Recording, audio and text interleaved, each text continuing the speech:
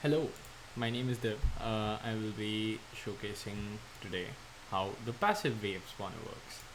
So this is an edit to the previously existing wave spawner that I had created, which would basically work with an event, and you could select a bunch of enemies, add them over here to your wave spawner, right? And you will know that you know this thing is working. So that was just this half of the code, this bottom half. Now we have added a passive element. So how does the passive element work? Like people might ask. So it's very simple. So how it works is if you go to the test level. So in this test level, we have this wave spawner. There is two very important things we need to do to make sure that this works. One is we need to go here and click on it is passive. This is the most essential part. If you get this done, everything else will work in accordance to the same thing, right? Now you add elements here. Let's say there's three spawners here, so let's add three. We go here, we select this is our first one, this is our second one, and this is our third one, right? And now what we do is we select range from player. This is the range, the effective range in which our passive wave spawner will work. So imagine it as a radius. So you are determining the radius of the circle right now. So let's say you're confused. You're like, I don't know how well this would work. But if you set it to, let's say, 1000 in this case, right, that becomes our radius. And our passive spawn timer right now is 30 seconds, right? So what this 30 seconds does is it goes here, and if you check this timer right here,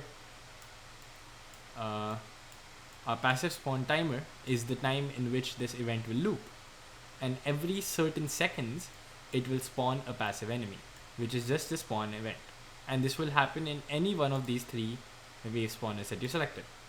So the lower this timer, the faster the enemies will spawn, the lower time it will take for them to spawn. But the rest of it is not much to worry about. If you want to look into it and understand the logic, I think like it should be explanatory. I should probably make some comments on this, which I will. Don't worry about that. But yeah, so now we move on to this, and now let's test it out. So right now our range is 1000. So if we're within 1000 of a radius of this, we'll just see it. So as you can see right now, I'm not in range. However, I'm in range now. It shows up on top over there. And as soon as I'm in range and I wait for, oh wait, I think I set it to 30 seconds right now, right? Alright, 1 second. Let me change that just to show it to you guys earlier. Let's change it to 2 seconds for now, just to understand this. Let me go back. Sorry about that. I think I zoomed in by mistake. I'm sorry, I'm still learning. You go here, you go back in, and after that, we are in range. Every 2 seconds, an enemy will spawn out of any one of these three random things, as long as we remain in range, which we are. But as second we leave the range, it says you left the range, and no more enemies will spawn now. So there's 5 there, and there's still 5. 2 seconds have passed.